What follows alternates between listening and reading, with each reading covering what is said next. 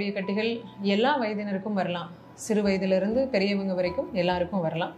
அதுமாதிரி ஆணுக்கும் வரலாம், பெண்ணுக்கும் வரலாம்.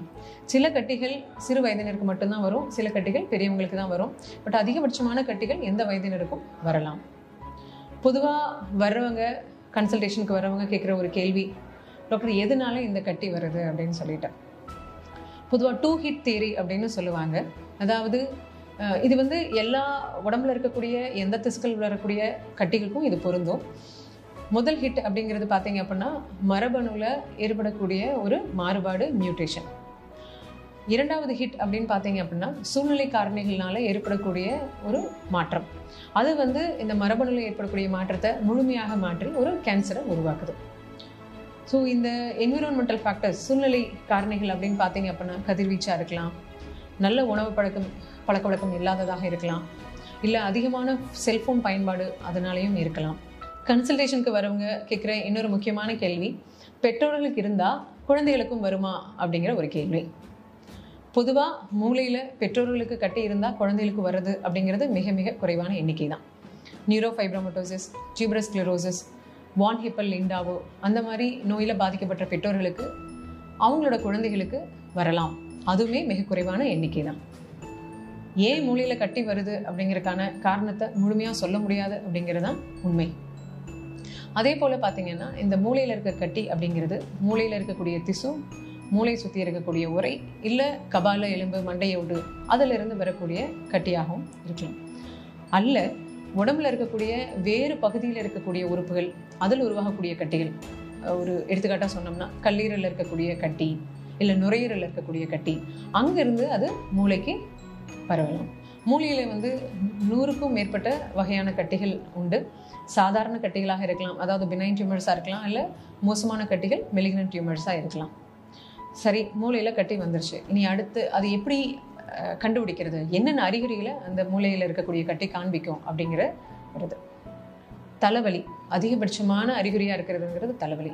ஆரம்பத்தில் குறைவாக இருக்கும், அதுக்கப்புறம் மெதுவாக எல்லா நேரங்களையும் வர ஆரம்பிக்கும். காலையில் எழுந்திருக்கும் போது ரொம்ப தலைவலியோடு எழுந்திருக்கிறது, கூட வாந்தி வர்றது, கண் பார்வை மங்கலாக தெரியறது, ரெண்டாக தெரியறது, கைகால் ஒரு பக்கம் அசைவு குறையிறது, உணர்ச்சி குறையிறது. அதே போல் பர்சனாலிட்டி சேஞ்ச், அதாவது நல்லா பேசிகிட்டு இருந்தார், நல்லா பேசிகிட்டு இருப்பார், கலகலன்னு இருப்பார், இப்போ என்னடானா அமைதியாக ஒரு இடத்துல உட்காந்துக்கிறாரு, அதிகமாக பேசவே மாட்டேங்கிறாரு, எங்கேயோ பார்த்துட்டு உட்காந்துருக்காரு. அல்ல ஒரு அமைதியானவர், அதிகமாக கோவப்படாதவர், இப்போ என்னடானா ஒவ்வொரு சின்ன சின்ன விஷயத்துக்கும் ரொம்ப கோவப்படுறாரு. இந்த மாதிரியான பர்சனாலிட்டி சேஞ்சஸ். அதே மாதிரி வெளியே போயிட்டு வராங்க, வெளியே போனாங்கன்னா வீட்டோட வழி தெரிய மாட்டேங்குது, எங்கேயோ போயிடுறாங்க, அந்த மாதிரியான பிரச்சனைகள். இல்லை காது கேட்குறது குறைபாடு, இல்லை முழுங்க முடியலை, இந்த மாதிரியான பிரச்சனைகள் இருக்குது அப்படின்னு சொன்னோம்னா இது மூளையில் இருக்கக்கூடிய கட்டியோட ஒரு அறிகுறியாக இருக்கலாம். நீங்கள் வந்து மருத்துவரை அணுகிறது மிகவும் நல்லது. மூளையில் கட்டி இருக்குது அப்படிங்கிறத தெரிஞ்சுக்கிறதுக்கு சில இமேஜிங்ஸ் பண்ண வேண்டியிருக்கும். மருத்துவர்கிட்ட வரும்போது நாங்கள் சிடி ஸ்கேன் பண்ணுவோம், எம்ஆர்ஐ ஸ்கேன் பண்ணுவோம், தேவைப்பட்டால் பெட் ஸ்கேனும் பண்ண வேண்டியிருக்கும். ஸோ இந்த இமேஜிங்ஸ் பண்ணும்போது ஓரளவுக்கு அந்த கட்டி எங்கிருந்து வருது, மூளையோட திசுலேருந்து வருதா, இல்லை உரையிலிருந்து வருதா, இல்லை எலும்பில் இருந்து வருதா அப்படிங்கிறது தெரியும்.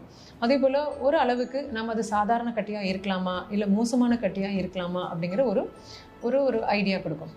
பட் இருந்தாலும் அறுவை சிகிச்சை செய்து நம்ம பயாப்சி பண்ணதுக்கப்புறம் தான் அது என்ன மாதிரியான கட்டி அப்படிங்கிறது நமக்கு தெரியும். ஸோ மருத்துவம் அப்படிங்கிறது பார்த்தீங்க அப்படின்னம்னா மூளையில் கட்டி இருக்கும்போது அதிகபட்சம் அறுவை சிகிச்சை தான்.